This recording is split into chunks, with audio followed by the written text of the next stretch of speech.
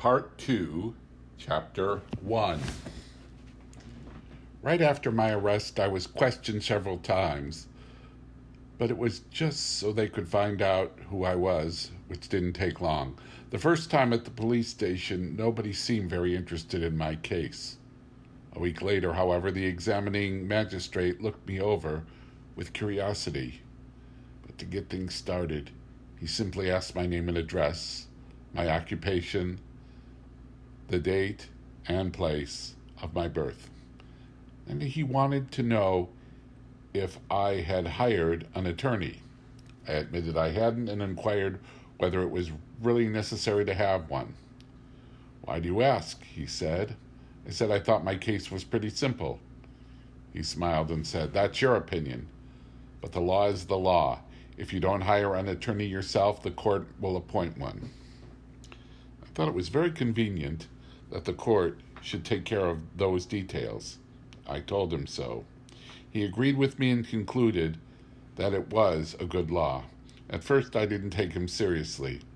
I was led into a curtained room. There was a single lamp on his desk, which was shining on a chair, where he had me sit while he remained standing in the shadows. I had read descriptions of scenes like this in books, and it all seemed like a game to me.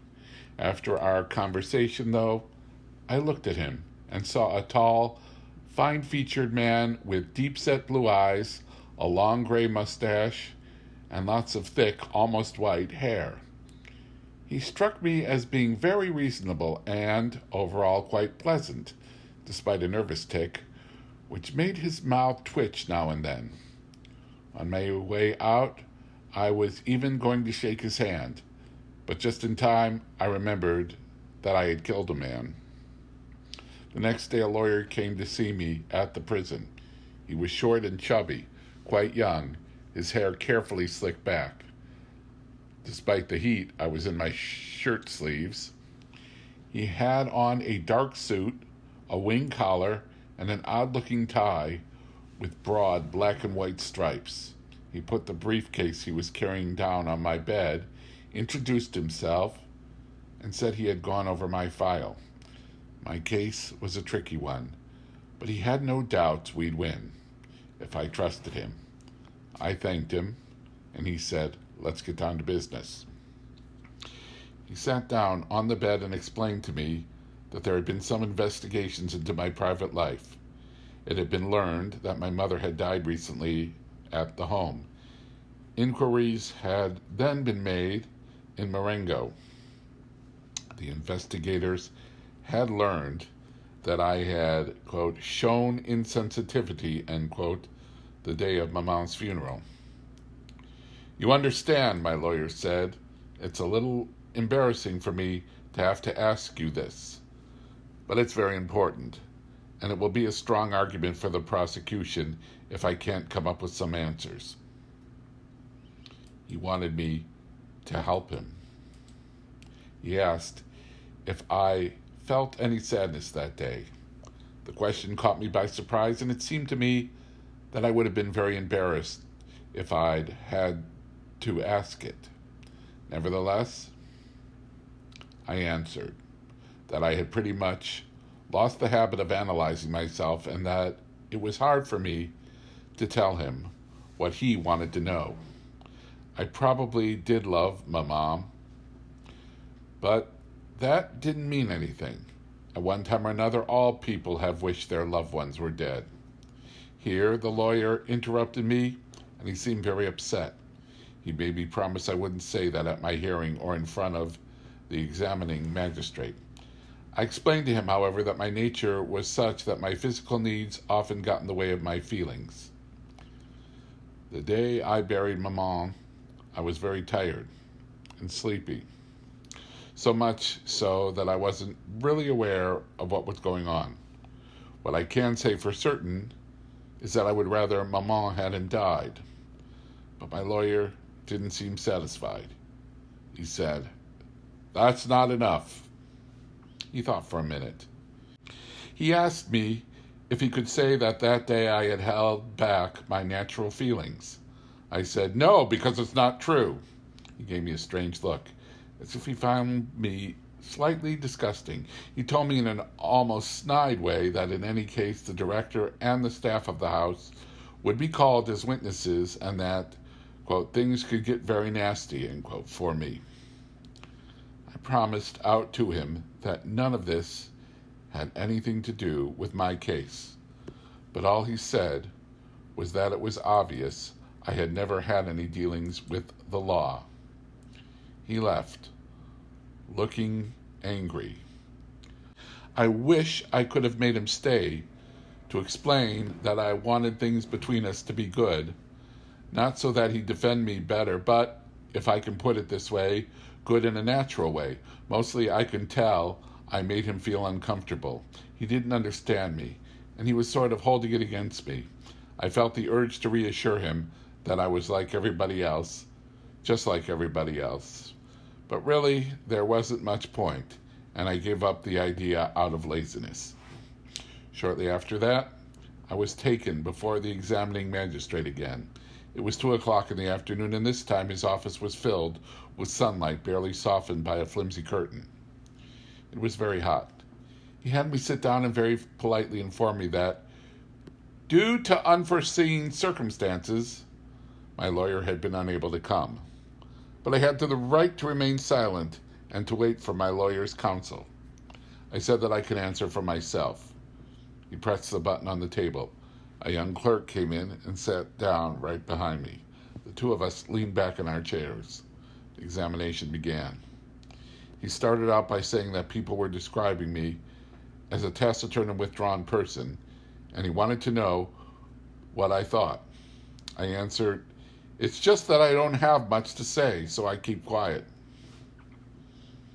He smiled the way he had the first time, agreed that that was the best reason of all, and added, "Besides, it's not important." Then he looked at me, without saying anything, leaned forward rather abruptly, and said very quickly, "What interests me is you." I didn't really understand what he meant by this, so I didn't respond. "There are one or two things," he added, "that I don't quite understand. I'm sure you'll help me clear them up."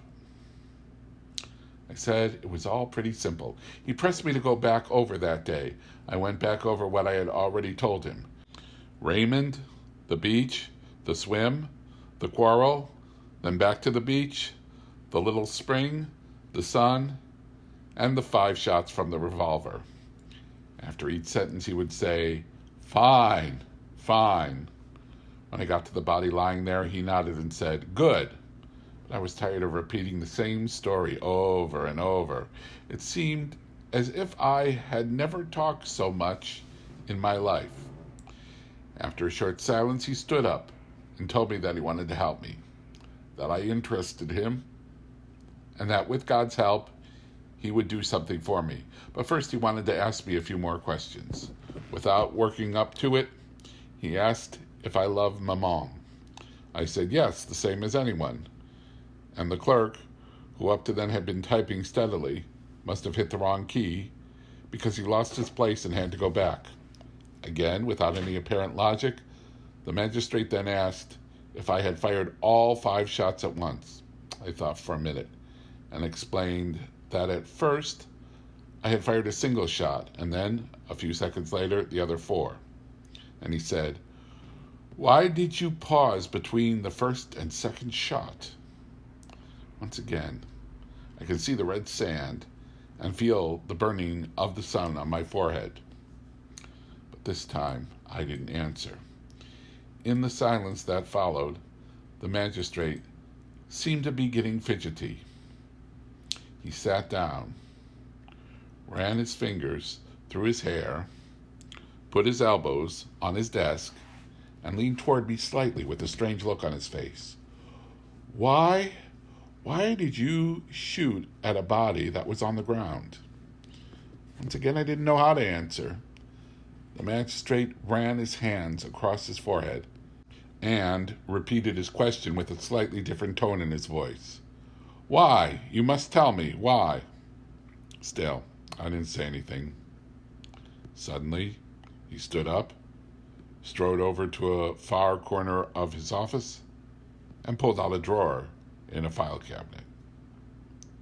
He took out a silver crucifix, which he had brandished as he came toward me. And in a completely different, almost cracked voice, he shouted, "Do you know what this is?" I said, "Yes, of course." Speaking very quickly and passionately, he told me that he believed in God, that it was his conviction that no man was so guilty that God would not forgive him, but in order for that to happen, a man must repent, and in doing so, become like a child whose heart is open and ready to embrace all. He was leaning all the way over the table. He was waving his crucifix almost directly over my head. To tell the truth, I had found it very hard to follow his reasoning. First, because I was hot, and there were big flies in his office that kept landing on my face, and also because he was scaring me a little. At the same time, I knew that that was ridiculous, because after all, I was the criminal. He went on anyway. I vaguely understood that to his mind there was just one thing that wasn't clear in my confession, the fact that I had hesitated before I fired my second shot. The rest was fine, but that part he couldn't understand. I was about to tell him he was wrong to dwell on it because it really didn't matter, but he cut me off and urged me one last time, drawing himself up to his full height and asking me if I believed in God. I said no. He sat down indignantly. He said it was impossible. All men believed in God, even those who turned their backs on him. That was his belief, and if he were ever to doubt it, his life would become meaningless.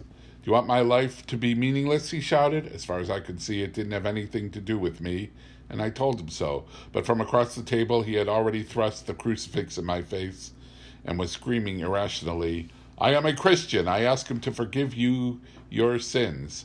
How can you not believe that he suffered for you?" I was struck by how sincere he seemed, but I had had enough. It was getting hotter and hotter. As always, whenever I want to get rid of someone I'm not really listening to, I made it appear as if I agreed. To my surprise, he acted triumphant. You see, he said. "You do believe, don't you? And you're going to place your trust in him, aren't you?" Obviously, I again said no. He fell back in his chair. He seemed to be very tired. He didn't say anything for a minute while the typewriter, which hadn't let up the whole time, was still tapping out the last few sentences. Then he looked at me closely, and with a little sadness in his face, in a low voice, he said, "I have never seen a soul as hardened as yours. The criminals who have come before me have always wept at the sight of this image of suffering." I was about to say that was precisely because they were criminals, but then I realized that I was one too. It was an idea I couldn't get used to. Then the judge stood up, as if to give me the signal that the examination was over. He simply asked, in the same weary tone, if I was sorry for what I had done. I thought about it for a minute, and said that more than sorry, I felt kind of annoyed. I got the impression he didn't understand, but that was as far as things went that day. After that, I saw a lot of the magistrate, except that my lawyer was with me each time. But it was just a matter of clarifying certain things in my previous statements, or else the magistrate would discuss the charges with my lawyer. But on those occasions, they never really paid much attention to me. Anyway, the tone of the questioning gradually changed. The magistrate seemed to have lost interest in me and to have come to some sort of decision about my case. He didn't talk to me about God anymore, and I never saw him as worked up as he was that first day. The result was that our discussions became more cordial. A few questions, a brief conversation with my lawyer, and the examinations were over. As the magistrate put it, my case was taking its course. And then sometimes when the conversation was of more general nature, I would be included. I started to breathe more freely. No one in any of these meetings was rough with me. Everything was so natural, so well handled, and so calmly acted out that I had the ridiculous impression of being one of the family. And I can say that at the end of the 11 months that this investigation lasted, I was almost surprised that I had never enjoyed anything other than those rare moments when the judge would lead me to the door of his office, slap me on the shoulder, and say to me cordially, "That's all for today, Monsieur Antichrist." I would then be handed back over to the police.